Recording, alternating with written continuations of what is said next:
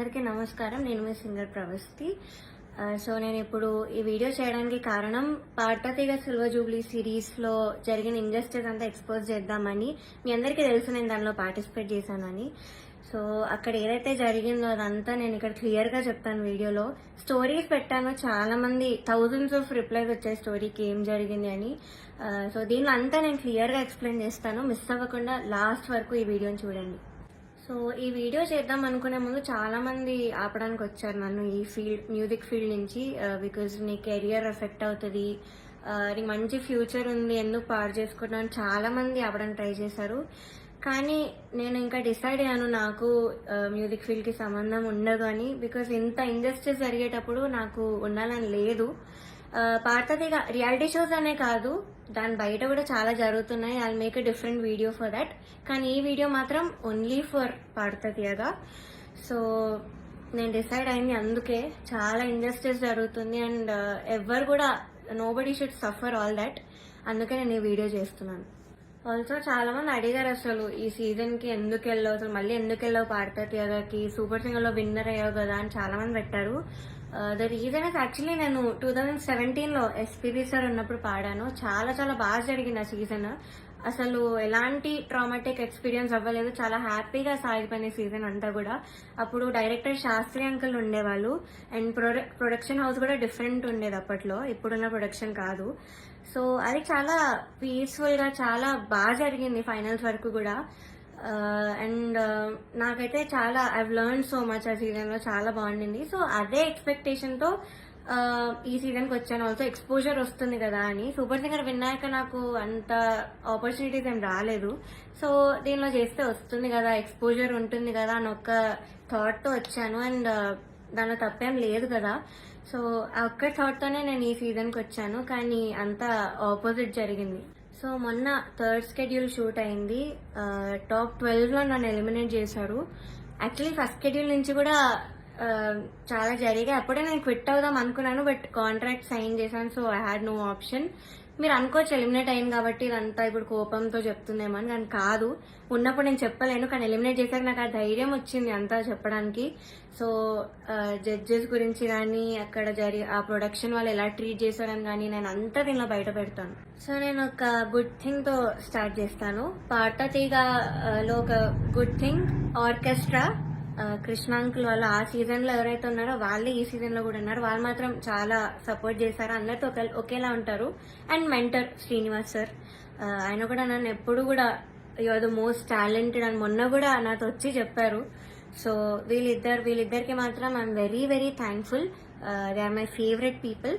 So this is the only good thing Padutha Theeyaga ఈ season లో.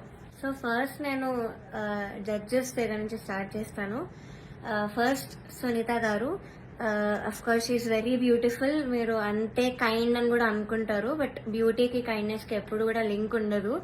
So okay, మీరు observe చేయండి ఫస్ట్ ఎపిసోడ్ నుంచి కూడా ప్రతిసారి నేను స్టేజ్ మీదకి వచ్చిన ప్రతిసారి వాడు ఒక ఫేస్ ఇస్తారు. అది ఎవ్వరికి పెట్టరు ఆ ఫేస్, బట్ ఓన్లీ నాకు ఆ డిస్గస్టెడ్ లుక్ పెడతారు ఫేస్ మీద. ఇది యాక్చువల్లీ చాలా మంది వెల్ విషర్స్, నా ఫ్యాన్ పేజెస్ అందరూ కూడా నన్ను అడిగారు. కాబట్టి నేను స్క్రీన్ షాట్స్ పెడతాను. ఇది ఎందుకు ఇలా did something happen behind the screen, ఏమైనా అయ్యిందా మీ ఇద్దరికి, లేకపోతే ఏమైనా గొడవ అయిందా అని ఇలా చాలా మంది అడిగారు. ఎందుకు ఆవిడ అలా ఫేస్ పెడుతున్నారు మీరు రాగానే అని. సో కానీ నేను చాలా డిఫెండ్ చేయడానికి ట్రై చేశాను. బికాజ్ నాకు అప్పుడు తెలీదు, నేను ఏదో అలా ఆలోచిస్తున్నాను, వీళ్ళందరూ అలా ఆలోచిస్తున్నారేమో అనుకున్నాను. నాకు తెలియదు అప్పట్లో, ఐ డెంట్ రియలైజ్. సో నేను డిఫెండ్ చేశాను కూడా. సో నాకు ఎప్పుడు క్లారిటీ వచ్చిందంటే అంతరామమయం పాడే ముందు సౌండ్ చెక్ అయ్యేటప్పుడు ఇన్ ఇయర్స్ పెట్టుకున్నాను. అండ్ ఆవిడ దగ్గర ఒక మైక్ ఉంది, అది ఆన్ ఉంది. అది పాపం వాడికి తెలీదు, మైక్ ఆన్ ఉంది, నేను ఇన్ ఇయర్స్ పెట్టుకున్నాను.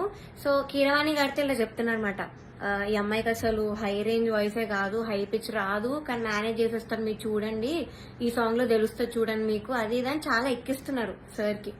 And it hurt me so bad stage మీద నించున్నప్పుడు. అప్పటికి నా సెల్ఫ్ ఎస్టీమ్ ఇలా ఆల్మోస్ట్ కిందకి దిగిపోయింది. చాలా ఏడుపు వచ్చేసింది ఆ టైంకి.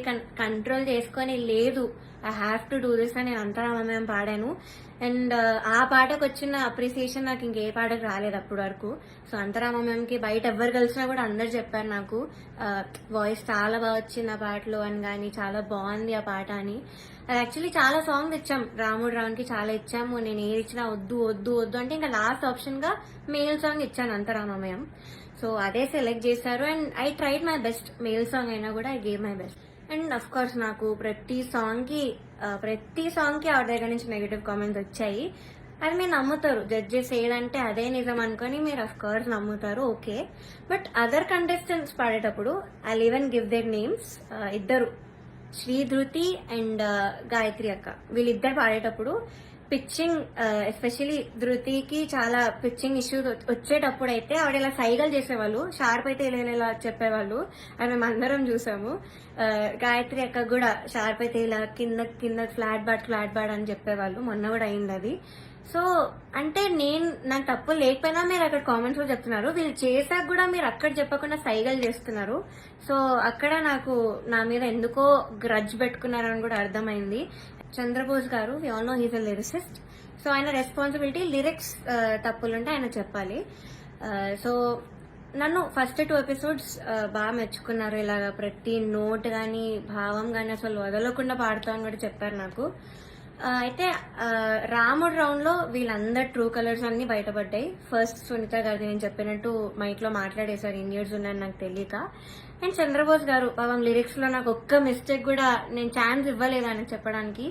సో దానిలో చెప్పలేక ఆదృత లేదు అని ఒక కామెంట్ ఇచ్చారు. అది ఇంకేం చేయాలి, మేల్ సాంగ్ సేమ్ ఇంపాక్ట్ ఒక ఫీమేల్ వాయిస్ నుంచి మీరు ఎక్స్పెక్ట్ చేయలేరు. సో అంతరామమయం is a male song. So ఇంకా లిరిక్స్ లో చెప్పలేక ఎందుకు ఇంకా క్రియేట్ చేసుకొని చెప్పడం నాకు అర్థం కాలేదు. అదే రౌండ్ లో ఒక అమ్మాయి లిరిక్స్ మర్చిపోయింది రాముడి పాటలో, అది మాత్రం ఆయన మెన్షన్ చెయ్యలేదు. బీయింగ్ ఎ లిరిసిస్ట్ ఆయన రెస్పాన్సిబిలిటీ ఉంది కూడా ఆయన చెప్పలేదు. ఆ రౌండ్ లో లిరిక్స్ మర్చిపోయింది, చెప్పలేదు. ఇంకా మమ్మల్ని ఏడ్పించేసావు అది ఇది అని చెప్పింది. చాలా మంది చేతిలో రాసుకొని వచ్చారు, అది కూడా ఆయన చెప్పలేదు, అది కూడా కౌంట్ చేయలేదు.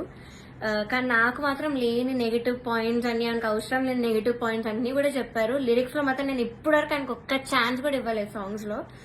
I never made a mistake lyrics point of view అయితే అస్సలు చేయలేదు. మీరే చూడండి, మీకే అర్థమవుతుంది. సో ఇది కూడా మీకు న్యాయం అనిపిస్తుందా? కీరవాణి సార్ గురించి మాట్లాడదాం. అఫ్ కోర్స్ నాకు చాలా హేట్ వస్తుంది దీనికి మాత్రం, and I'm ready for it because I don't care.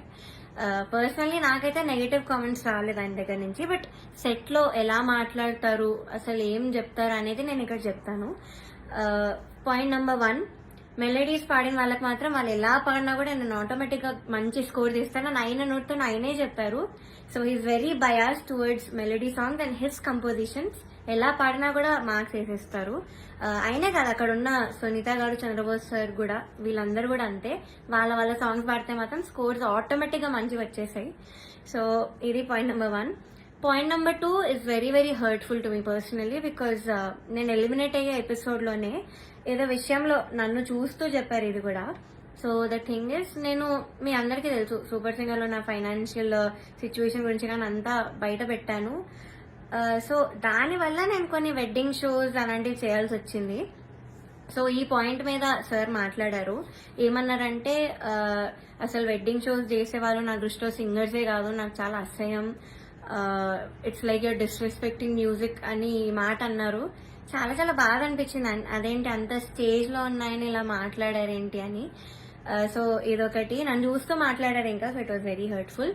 Point number 3, so third వచ్చిన వాళ్ళకి ఆయన 1 lakh ఇస్తా అని చెప్పారు. 4th ప్రైజ్ వాళ్ళకి మూవీలో సాంగ్, అండ్ 5th ప్రైజ్ వాళ్ళకి ఆయన గ్రూప్ లో చేర్చుకుంటామని చెప్పారు సార్. సో ఇది ఎలా చెప్పారంటే, 5th ప్రైజ్ వచ్చిన వాళ్ళకి నా దగ్గరకి కొంతమంది రోజు వచ్చి చాకరీ చేస్తూ ఉంటారు, వాళ్ళ ట్రూప్ లో జాయిన్ చేసుకుంటా అని చెప్పారు. ఇలా చాకరీ అనే వర్డ్ వాడారు. అంటే ఇది డిస్రెస్పెక్ట్ఫుల్ కాదా? So this was very very bad. అంటే అలా అనకూడదు, సింగర్స్ ఇలా చాకరీ చేసిపోతారు, దానిలో మిమ్మల్ని కూడా జాయిన్ చేసుకుంటారని ఇలా అన్నారు.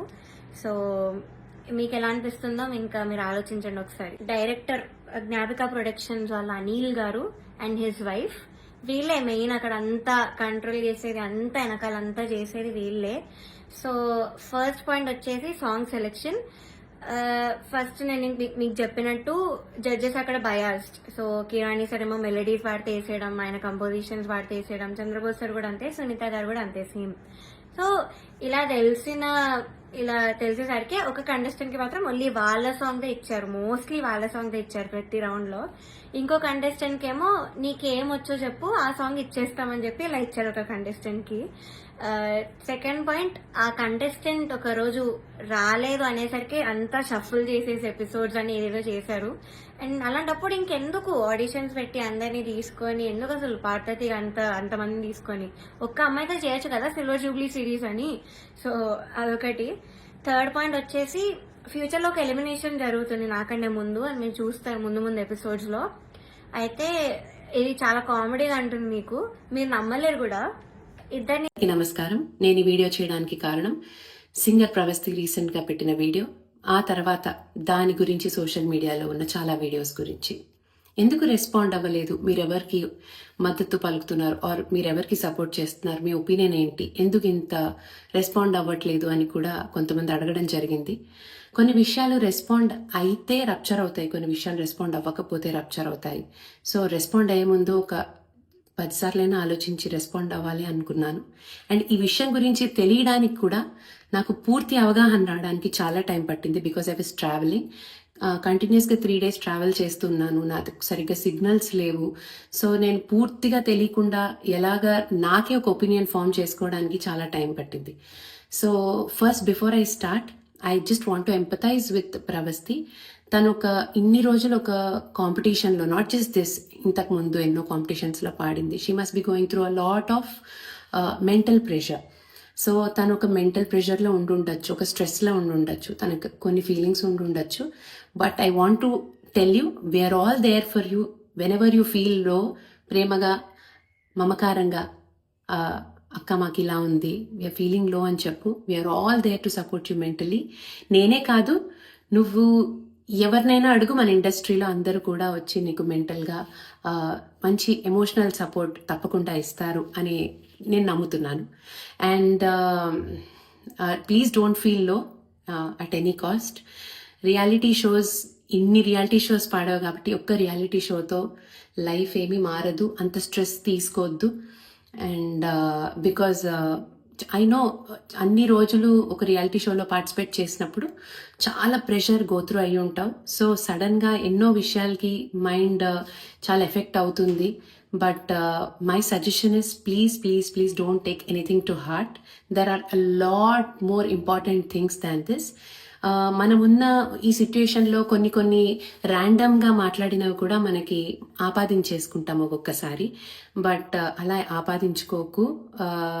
We are all there to support you emotionally.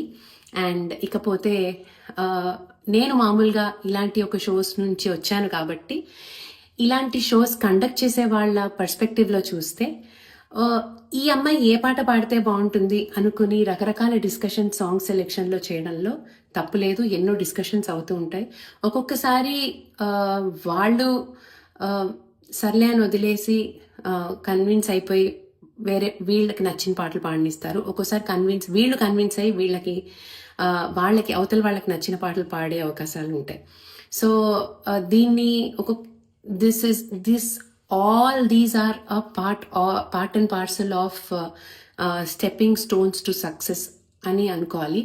Because not just a reality show, in reality also ఒక సాంగ్ పాడితేనే నెక్స్ట్ డే ఉంటుందో లేదో తెలియదు. ఉద్యోగంలో కూడా నెక్స్ట్ డే ఎలా ఉంటుందో మనకు తెలియదు. సో చాలా హార్డ్షిప్స్ ఫేస్ చేయాల్సి ఉంటుంది. వాటిని ఏ విషయానికి ఎంత సీరియస్నెస్ మనకి ఇవ్వాలి అనేది మనం ఆలోచించుకోవాలి. లెట్స్ నాట్ అంతంత అంటే అదంతా పెద్ద దాన్ని వేలెత్తి చూపేంత నాకు అంటే అనిపించట్లేదు అప్పుడే. And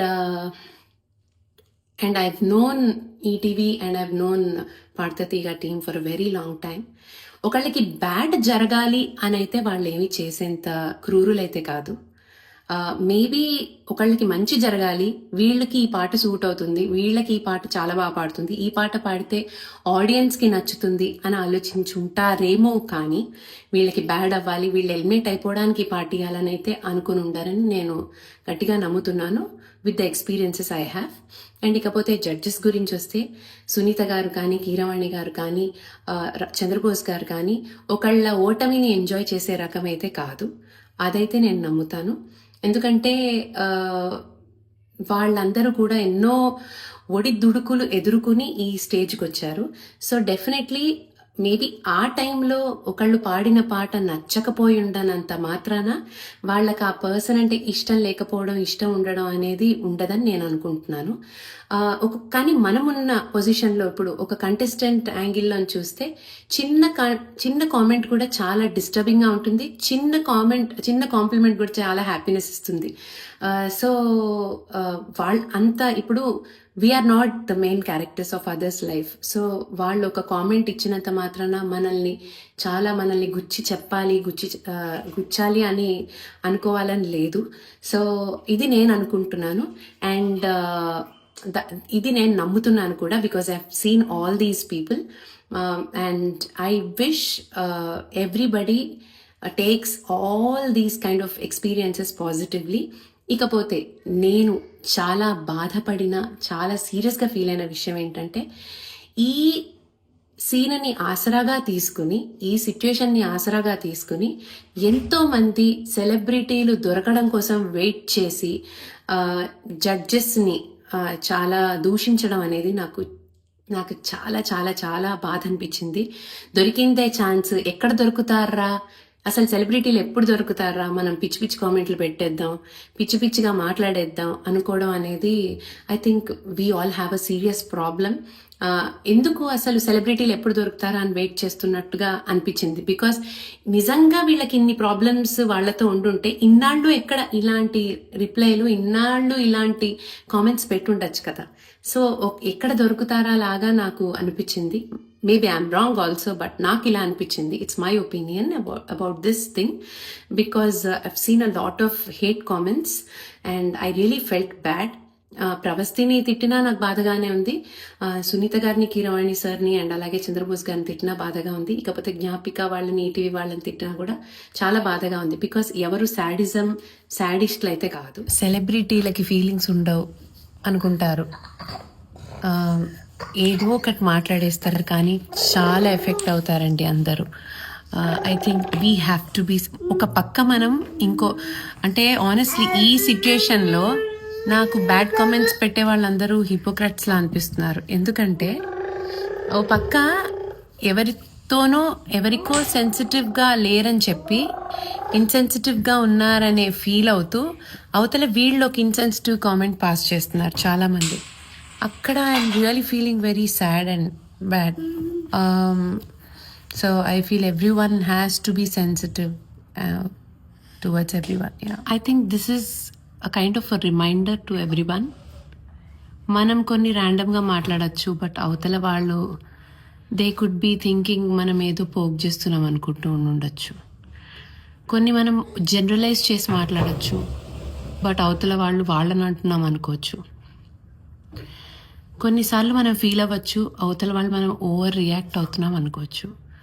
so before we come to a conclusion, it's always better to communicate అన్నది నేను నమ్ముతున్నాను అండ్ యూజువల్లీ నమ్ముతాను. And everybody will have a story. ఇప్పుడు విన్ అయిన వాళ్ళ నుంచి, సెలెక్షన్స్లో ఓడిపోయిన వాళ్ళ నుంచి ప్రతి వాళ్ళకి ఒక్కొక్క స్టోరీ ఉంటుంది. పలానా రోజు పలానా జరిగింది, పలానా జరగకపోయింటే నేనే వెళ్ళేదాన్ని, నేనే విన్ అయ్యేదాన్ని అని ఇలాగా ఏదో ఒక స్టోరీ అందరికీ, నాట్ జస్ట్ సింగింగ్ షోస్ అనే కాదు, ఇలా అందరికీ ఏదో ఒక స్టోరీ ఉంటూనే ఉంటుంది. అండ్ రియాలిటీ షోస్లో ఒకళ్ళని టార్గెట్ చేసి వాళ్ళని తీసేయాలి అనే ఉంటే అసలు వాళ్ళని ఫస్ట్ ఆఫ్ ఆల్ షోలోకి తీసుకోకుండా బిగ్గర్ సెలెక్షన్స్లోనే స్క్రూటినీ చేసేసి తీసేయచ్చు. కానీ స్క్రూటినీ అప్పుడే తీసేయచ్చు. కానీ రియాలిటీ షోస్ అనేవి ఏంటంటే టీఆర్పీస్ సాంగ్స్, ఆ కంటెస్టెంట్ ఏ సాంగ్ పాడితే ఆడియన్స్ ఎంటర్టైన్ అవుతారు, ఇవన్నీ కూడా ఆలోచించే ప్రాసెస్లో ఒక్కొక్కసారి కొంతమంది హర్ట్ అవ్వచ్చు, ఒక్కొక్కసారి కొంతమందికి చాలా ప్లస్ అవ్వచ్చు, కొంతమందికి మైనస్ అవ్వచ్చు. This is all part and parcel of the journey we go through in our life at our respective careers.